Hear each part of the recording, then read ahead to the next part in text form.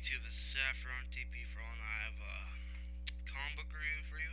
Today I'm reviewing Fables, Legends, and Exile, Volume 1. This is published by Vertigo. It is written by Willingham, art by Medina, inks by Steve Lohe, Craig Hamilton, colorist Charlene Van Valkenburg. What the fuck? I thought inking and color was the same thing. Oh well.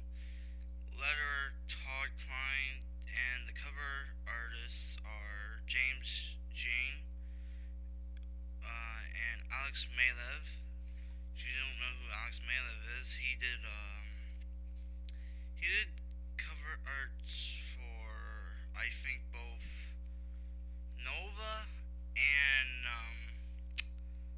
Guardians of the Galaxy. I'm pretty sure he did. I'm not sure. I know he did Nova for sure. Guardians of the Galaxy, I'm not quite certain. About this review. If you know what vertical is like the adult,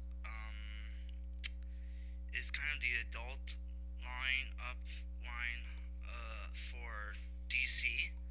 It would be the equivalent of Max, but unlike Max, you don't really have. Vertical doesn't really have that many superheroes. Unless you count like Shade the Changing Man and what's his name, John Constantine as a superhero. I don't know if I would. Then again, Doom Patrol was republished in the Vertical line. So basically, it deals with more adult series. For instance, there's swearing, not a lot of blood. Well, actually, there's a lot of blood, but not really gore.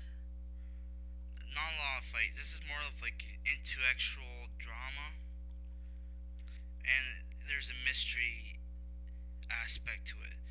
This is a really good. This is a well acclaimed series, and I don't really see why after reading this book. To me, it was okay. Like, there were some cool characters. Sorry, I'm gonna drink this water. I'm very tired. I was playing Connect.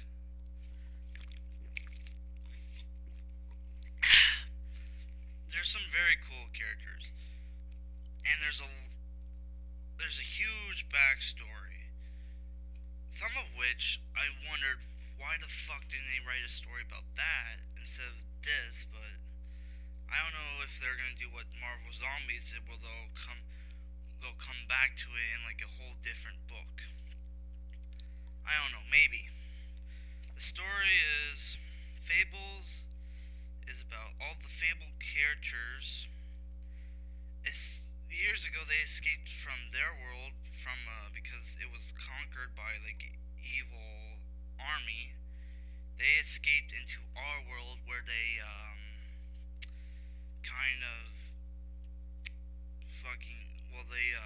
they live in our world in like kind of like the shadows, and not really in the shadows. We don't know they exist, and they like to keep that way, to the point where if you're a fable, that's what they call themselves, and you can't keep like a human appearance or normal appearance, you have to go to an isolated community called the farm. The main characters are is the big bad wolf, who's a detective and the sheriff. His name is, I forget what his first name is, but his last name is Bixby. Jack from Jack and Jill, or not Jack from Jill, Jack and Jack from the Beanstalk. Snow White, Bluebeard, and Rose Red. Now the whole story of this book is someone murdered Rose Red, who is Snow White's sister. And this whole story arc is the investigation of who killed Rose Red. And I gotta say, as mysteries goes, it was alright at first, but then the conclusion to it was kind of bullshit. It was anticlimactic, and the fucking Bigsby character made a huge made a huge reveal, trying to be like epic and clever and all that shit.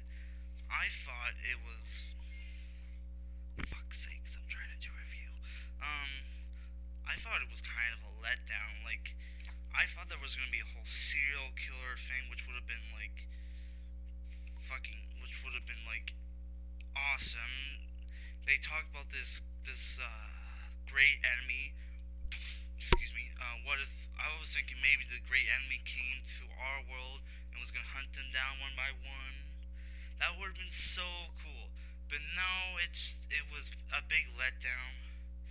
It was okay. It was interesting. There were some interesting characters. Bigsby's a cool character. I like him. Snow White comes off as kind of a bitch, but then again, she's like the mayor. Well, not the actual mayor. She's the assistant to the mayor, but really, she runs things. She's kind of like, the mayor is actually only a figurehead. And by the way, Bigsby, the big bad wolf, he's human, but he turns into like a werewolf, which is, I thought was pretty cool. The art itself is, I don't know what to say about the art. Like, it has like a realistic tone to it. It's not cartoony at all. It's kind of, I wouldn't say it's generic, but it's like, it's alright.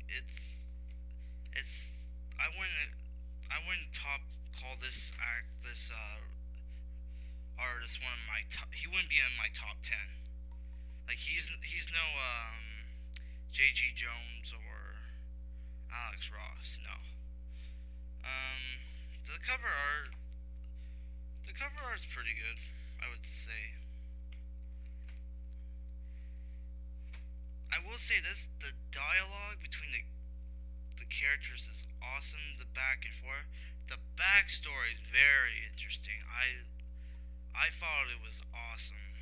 Like, I kind of want it to go like into that, and I was kind of hoping by this maybe next volume they do. No, not according to a friend of mine, Dead Man Films. If you haven't heard of him, check out his channel. He has some pretty good reviews. I liked his manga reviews are pretty good. Even though I don't even fucking read manga or anime, but I still watch his reviews because they're very informative. Yeah, this book. Oh, I forgot to mention, it comes with a short story.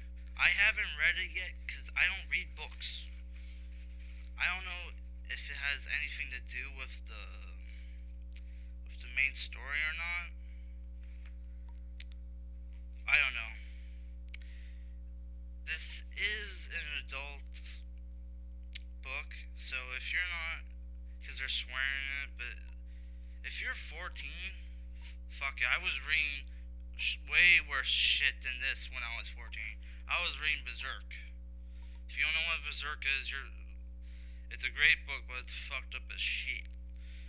This book it's like, I think it's like 6 issues. It's definitely a thin book. It only cost me like $15. At the US, it would pay 13. I would say this is just a rental. Like, if you find it in a library, which they did have this in my library, I should have just read that instead of buying it. But what can I say? If you find it in your library, I would say pick it up. It's not a bad read if you're boring. If you're bored, not boring. What the fuck am I saying? If you want to kind of go into something a other like if you want to go try a different kind of comic book that's not like a superhero book, this isn't too bad. Like fantasy wise, not I don't know. If you're looking for a fantasy book, I would go Skull Kickers by Image. That's a great book. That isn't like superheroes, but I don't know. Check it out. If you like it, go for it. I didn't care of it myself, but you know what? It's an alright book. The dialogue was great. The characters are cool. Awesome backstory. Art's okay. I have nothing wrong with it except for the anticlimactic ending, but that's about it. See you later, YouTube. Bye.